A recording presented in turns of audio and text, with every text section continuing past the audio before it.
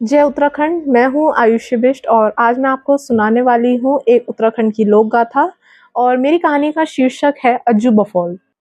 तो ये कहानी शुरू होती है पंच देवताओं से, जो कि हिमालय पे भ्रमण करने गए थे। अब पंच देवता थक गए थे सैर करके, तो वो एक जगह पे बैठ जाते हैं। अब पंच देवता एक गेम खेलने की सोचते हैं, जिसमें वो 4 पत्थर लेते हैं और उन्हें 4 दिशाओं में फेंकते हैं। अब 4 पत्थरों से 4 मल की उत्पत्ति हो जाती है। अब मल आते हैं पंचदेवता पे और पूछते हैं कि पंचदेवता, हमारी उत्पत्ति का क्या कारण है। पंचदेवता बोलते हैं, तुम पूरी दुनिया भर में जाओ और लोगों से युद्ध करो और अपनी बलशाली का प्रदर्शन करो वहां पे। तो मल ऐसा ही करते हैं और पूरे देश भर में भ्रमण करके अपनी बलशालिता का प्रदर्शन करते हैं। अब मल वापस आ जाते हैं। मल को तो था खाने पीने का बहुत ज्यादा शौक और मल के लिए चाहिए भी बहुत ज्यादा खाना था, तो चारों के चारों मल वापस आ जाते हैं। अब पंचदेवता के लिए घबराहट की बात हो जाती है कि मल के लिए कहाँ से खाना लाया जाए।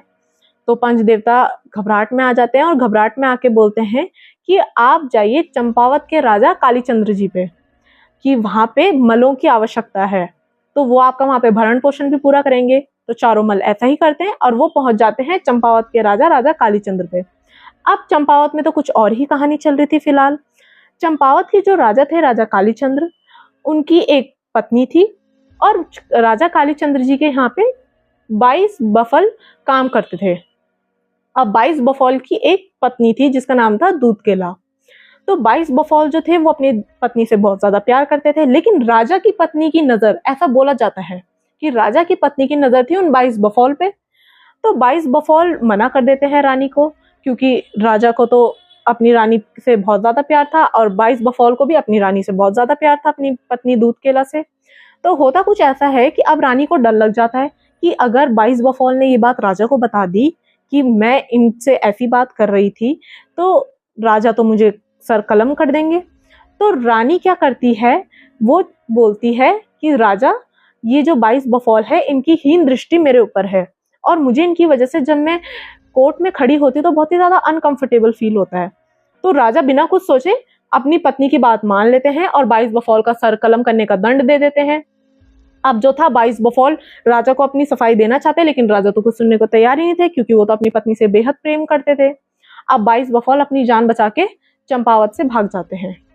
तो अब 22 बफौल क्या करते हैं कि भाग तो जाते हैं, लेकिन अब 4 मल चंपावत पहुंच जाते हैं और वो राजा से बोलते हैं कि राजा राजा, हमें खाने को चाहिए और हम आपके यहाँ बल का प्रदर्शन करेंगे। तो राजा कहते हैं कि हम तुम्हें खाना अवश्य देंगे, हम तुम्हें अपने चंपावत में भी रख लेंगे और तुम्हें मलों की जगह पे भी रख लेंगे और पूरा भरण पोषण करेंगे तुम्हारा, लेकिन बदले में एक शर्त है कि तुम जो वो 22 बफौल भागे हैं उनको मार के ले आओ हमारे सामने। तो राजा के कहने पे 4 मल ऐसा ही करते हैं और वो चले जाते हैं 22 बफौल को ढूंढने।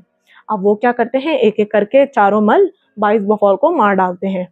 अब राजा उन चारों मल्लों को अपने राज्य में रख लेते हैं और दूसरी तरफ जो उनकी पत्नी थी दूधकेला, वो तो सती हो जाती है। अब वो क्या करती है, सती होने के बाद अग्नि में कूदने का निर्णय कर लेती है।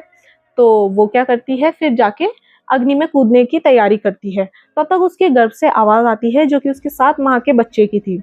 वो कहता है कि माँ, अगर तुम मर जाओगी तो तुम्हारे साथ मैं भी मर जाऊंगा। ये सोच के दूधकेला पीछे हट जाती है अपनी सती प्रथा से। वो सोचती है कि अगर मैं मर गई तो मेरे साथ एक जान और चली जाएगी। तो वो निर्णय लेती है कि वो सती नहीं होगी और वो इस बच्चे को जन्म देगी। बाद में जब ये बच्चा जन्म लेता है तो इसका नाम होता है अज्जू बफौल।